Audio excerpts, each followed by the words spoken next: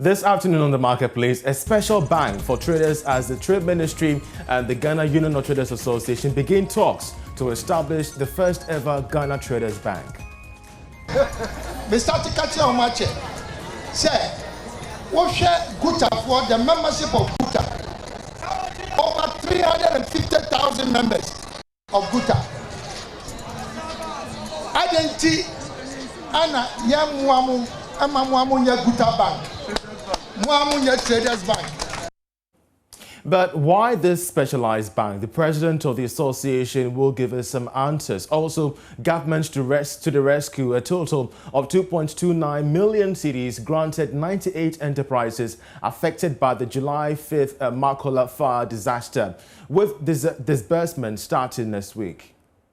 They should meet the Ghana Enterprises Agency next week, have a conversation, and then they'll be directed to the consolidated CBG, where the accounts would be open for them to take the funding. So from next week? So from next week, the engagements with the Ghana Enterprises Agency. Also, as Ghana's unemployment crisis looms, we explore the potential of TVET being the next hub of employment in Ghana. Being a lady into the entrepreneurship space, I think the knowledge I have in IT will help me to build my entrepreneurship skills and also help me become a better entrepreneur. And we have all these coming shortly after this break. To stay with us. Hello, my name is Nathaniel Atto. You can catch up with all the fun and inspiration on the Joy Sports link here on Joy 99.7 FM, together with all other shows over and over again. It's very simple. All you need to do is go to myjoyonline.com/podcast and relive all of those fun moments over and over again. Joy 99.7 FM, your radio for discerning listeners. Joy 99.7. Hello and welcome. Plans are far advanced for the establishment of the Ghana Traders Bank. Now, take a listen to the Trade Minister announcing this initiative.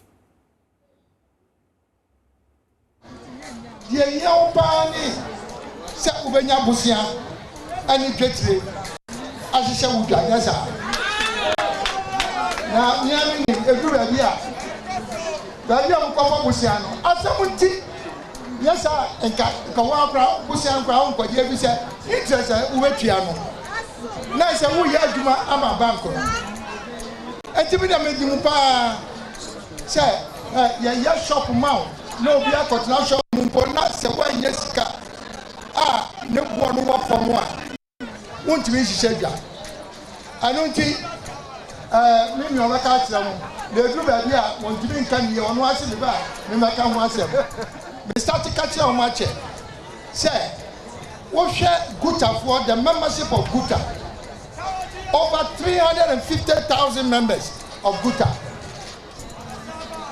Identity Anna Yamuamu Amamuamunya Guta Bank.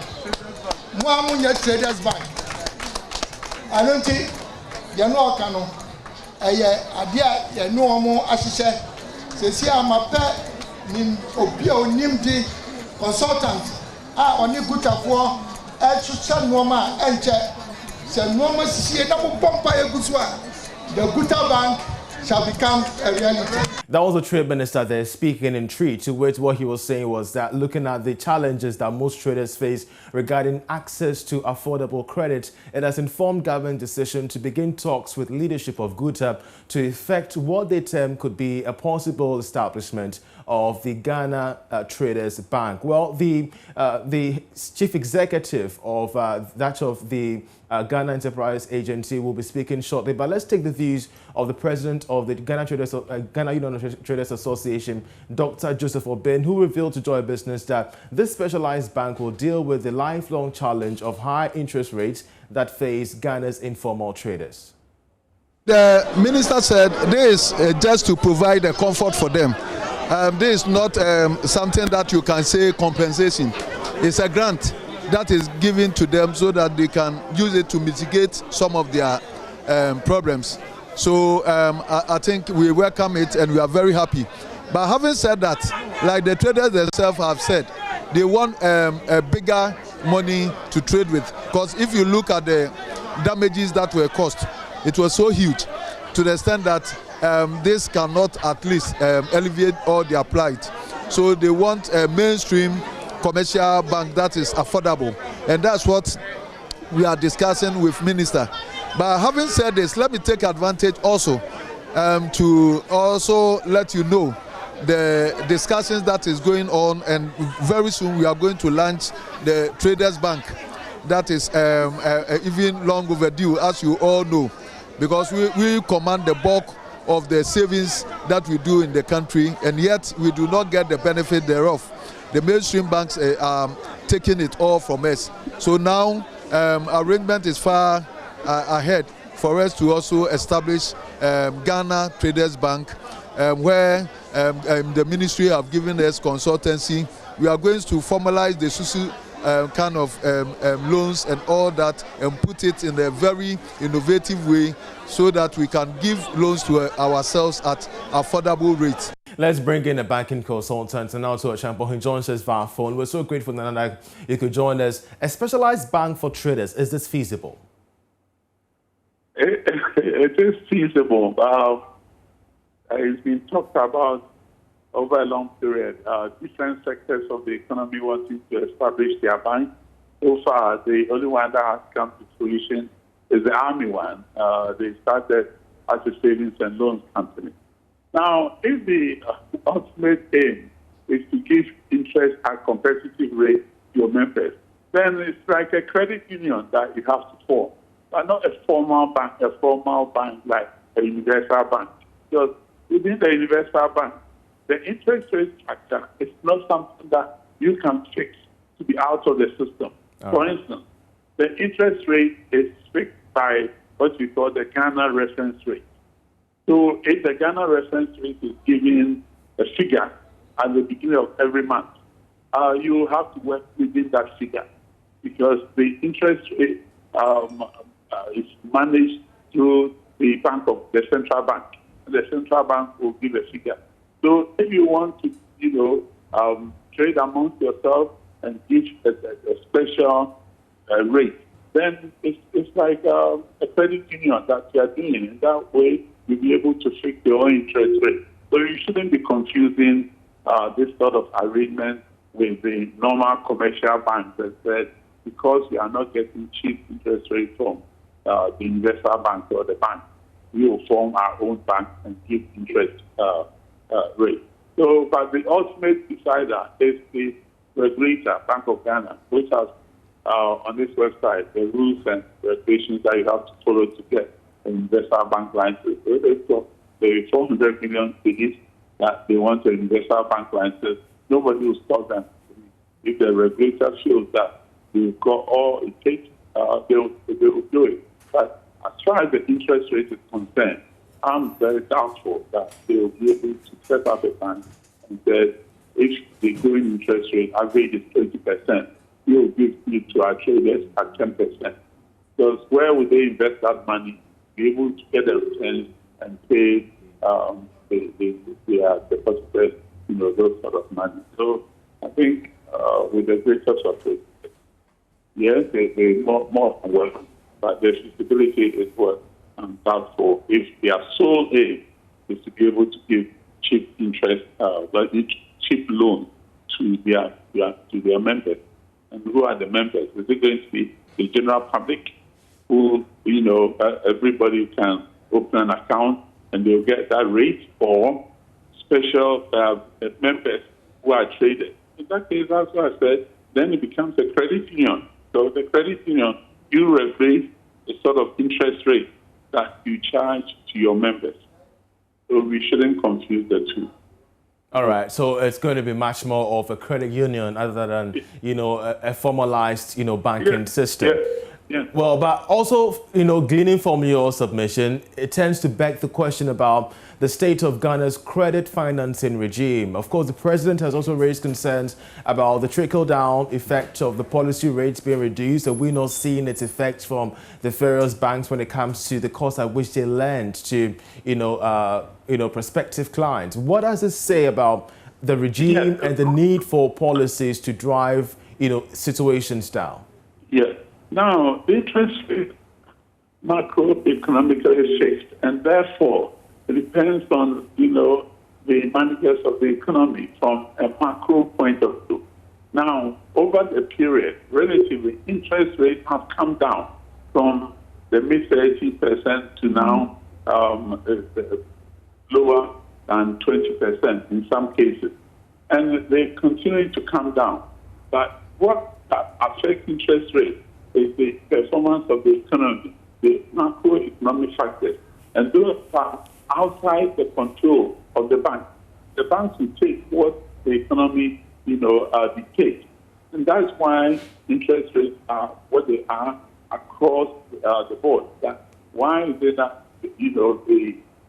the lending rate is now around 20% and everybody is charging 20%. So if you feel that a company name you are going to charge 10%, what are you going to do differently for you to be able to charge 10% on loans while everybody else is charging around 20%? Because the macroeconomic factors are what is going to give you the interest rate. The treasury bill rate is 12%. Then you said, well, I will give a loan at 10%. How are you going to do it?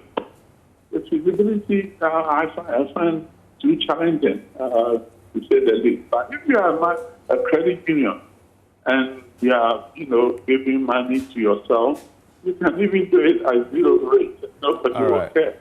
But for a commercial bank, it will be very difficult to say that because you are traded, and is it open to the public, or the only qualification is, you go on a pump store, therefore you are a trader. So you can go there and borrow money at a lower rate. I heard about it early this morning, but I'm finding it difficult to comprehend. Great. Nanoto Champo, we're grateful that you could help us with your input on this. He's a banking consultant. Let's still stay with trade-related matters because the Ministry of Trade and Industry has presented a little over 2 million cedis to enterprises affected by the July 5th Makola fire disaster. The sector minister, Alan Tremantin, reiterated government support for the country's informal trading sector. Take a listen to the chief executive of the Ghana Enterprise Agency, Kosi Yankee Aye, lay out the disbursement of the funds. Before we actually came here, we had done an assessment and a registration for the markets, those who had been impacted. And then, as I had mentioned today in my speech, they should meet the Ghana Enterprises Agency next week, have a conversation, and then they'll be directed to the consolidated CBG, where the accounts would be open for them to take the funding. So from next week? So from next week, the engagements with the Ghana Enterprises Agency will start. So when are we expecting the entire fund to be exhausted? Exhausted. Exhausted means that some might not be used for them. So what is happening is that the funds would go, the amount of funds we've earmarked for them is with them. So it depends on how fast they go and then take the accounts that they've been given. So the money is shared equally or based on what you lost, that's how it's going to be disbursed to them? Unfortunately, due to the sizes of their businesses, it will not be allocated equally. So Thank you. It's going to be based on what you sell. Well, away from that, a delegation of the European Union and SNV Ghana have met with selected small and medium-scale businesses in Kumasi. The interaction with the startup businesses in the Ashanti region is to better appreciate how the operations have been positively impacted by the SNV Green Incubation Program. Love FM's Emmanuel Bright Kweku has more in this report. The Green Employment and Enterprise Opportunities in Ghana, otherwise known as GREEN, is a 4-year joint project of the European Union, the Embassy of the Kingdom of the Netherlands in Ghana, the United Nations Capital Development Fund, and SNV. The project, established in the Ashanti and Western regions of Ghana, seeks to address the root causes of irregular migration by supporting sustainable and climate-resilient local economies and green jobs. European Ambassador to Ghana, Aishad Razali, said the European Union is delighted at the creative inventions by the SMEs. I was amazed by the energy and the brilliant ideas that the MSMEs have in, weathering the consequences of waste, be it plastic, be it oil, be it organic. Brilliant ideas to turn organic waste into animal farms, to turn, vegetables into briquettes. I'm just amazed by the inventivity of these youngsters. This is the reason why the European Union are supporting them. We will be delighted to see those ideas bearing fruit and coming to scale up. Country Director for SNV Ghana, Anjo Van Toorn, admonished the creation of more green businesses in Ghana to provide jobs to reduce the unemployment rate in the country. It's really a very enthusiastic group of entrepreneurs who are creating green businesses. And with creating green businesses who can scale further, we create many new jobs for young Ghanaian people, for women and youth. This is really important. Let's go green. Business Incubation Manager Angela Anane Frempong revealed how enthusiastic the SMEs are for the intense business development training sections they were taking through. I'm also excited about the fact that they were able to embrace and appreciate the businesses these SMEs are coming up with, and the fact that these SMEs are also enthused and also happy about the teachings and the learnings that we've taken them through over the 6 months period. So we are grateful for their time, we are grateful for the European Union and then the time of the SMV delegation that actually made this happen. Reporting for Joy Business, Emmanuel Bright, Kweku, Kumasi. You're still watching The Marketplace. We're going for a short break. We'll be right back. Just stay with us. Hi, this is Lexus Bill, host of Drive Time on Joy 99.7 FM. Listen, you don't have to worry if you miss Drive Time or Personality Profile. It's going to be live on our podcast page. Just log on to www.myjoyonline.com/podcast. You can listen to Drive Time, Personality Profile, and any other of your favorite shows on Joy FM on that page. You don't have to miss a show at all. Joy 99.7 FM, radio for discerning listeners.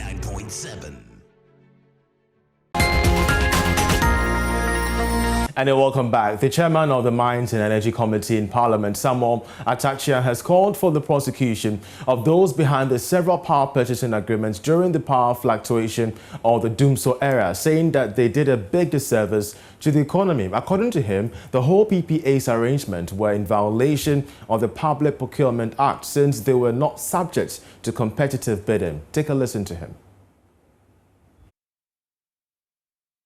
The forum brought together industry experts, policymakers, civil society organizations, and economists. Samuel Atachia said it's absurd for the country to lose several millions of cedis even up till today due to the signing of these PPAs.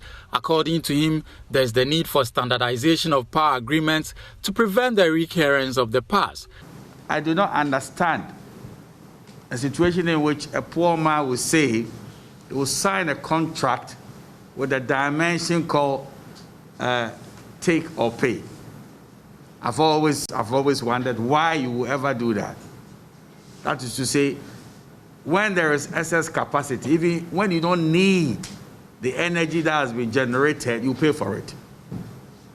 So it seems to me that probably in the arrangement to solve the energy crisis of the moment, we suspended our rationality. And I say this not to insult anybody, because if we didn't calculate the impact of these contracts we signed, then as Riley said, that in 2018 alone, excess generation capacity arising out of signed PPA cost the government about 320 million in capacity charges. So I think that is an unpardonable commercial arrangement. And if you ask me as a lawyer, it's causing financial loss to the state.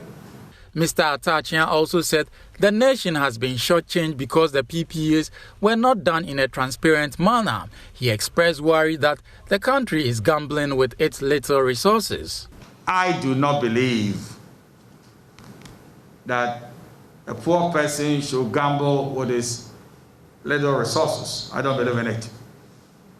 When your resources are very limited, with the greatest of respect, that's when you should be extremely wise in the way that it will give you the best advantage.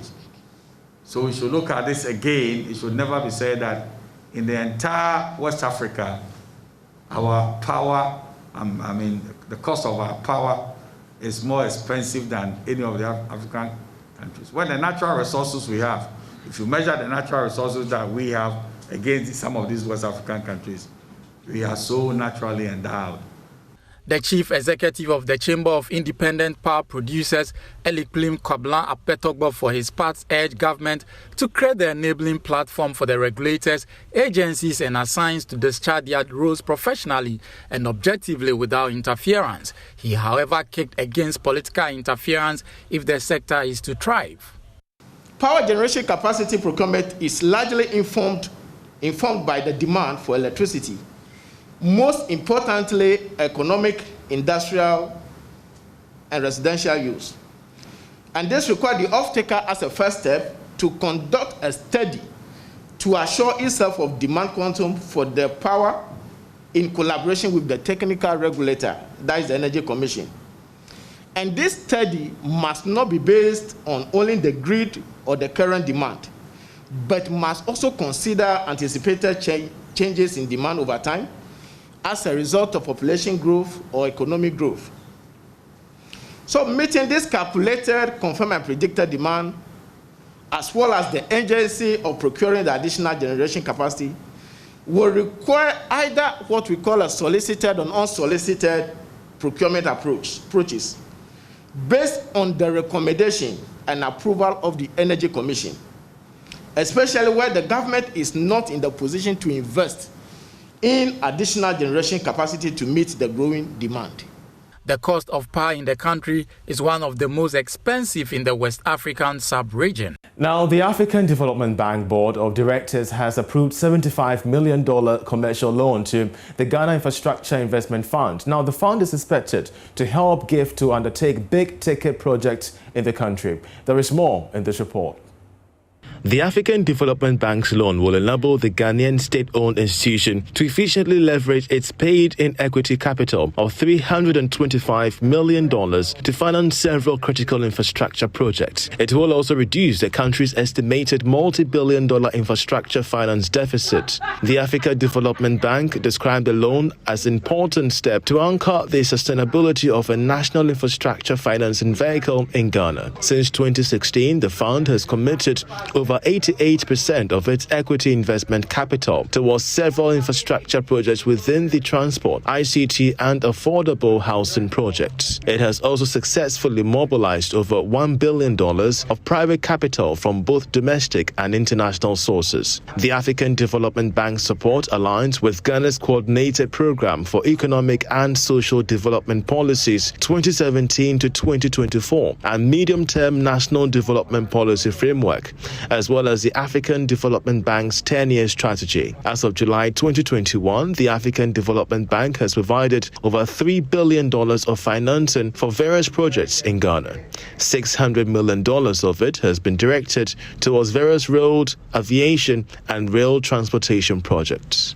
Now, there's a question. Is Ghana's rising unemployment crisis testament to the disconnect between academia and industry? Well, players in the Technical and Vocational Institute believe so. This particular report highlights how best this particular field of technology can transform Ghana's unemployment menace.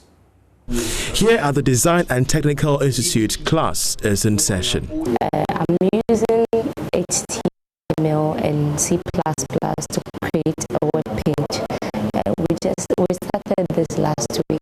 Last week we learned HTML and this week we started with CSS. Nora Mohammed comes from a family of 8 that bears a history of failed entrepreneurs. She wants to break this cycle, this time around through the use of technical and vocational training. My sister is an entrepreneur and she's facing a lot of challenges, looking at the fact that we are moving into a technological world and most of the things you have to do, especially in this era, is IT based. So I decided to come to DTI to learn more of IT, to equip myself more and also fit well into the world of today. You know, you hear the finance minister say that graduates would have to now look at, being entrepreneurs because the public purse is full. How does this inform you as a lady moving into the tech space as an entrepreneur? Being a lady into the entrepreneurship space. I think the knowledge I have in IT will help me to build my entrepreneurship skills and also help me become a better entrepreneur. And also at my youthful age, let's say something like software development in entrepreneurship. Advertise your stuff, graphic designing, where you can create flyers and other stuff for advertisement. TVET still remains a third choice for many students out there who find blue-collar jobs less rewarding as compared to white-collar jobs. These students are quite busy. Well, of course, as we speak in, ongoing at the Accra International Conference Center is the EcoBank JoyNews Habitat Fair, which is going to be seeing, patrons meet customers regarding everything housing needs. And of course, we shall be giving you live, updates from that in our subsequent bulletin. But this is a chance for you to make your way to the Accra International Conference Center, where the JoyNews EcoBank Habitat Fair is currently underway. We're looking at massive discounts. We're looking at specific, tailor-made, solutions to your housing needs, and several workshops as well on the side to help you appreciate Ghana's housing sector and the best investments that you need to take so that you do not feel shortchanged or, have regrets regarding your housing choices. So please make a date and please visit the Accra International Conference Center, where the JoyNews EcoBank JoyNews Habitat Fair, I should say, is currently underway. It's starting today and it will end on Monday. So please take advantage of each and every day of this particular event. Well, that's how we end this edition of The Marketplace. I'm Charles Aite. Many thanks for watching.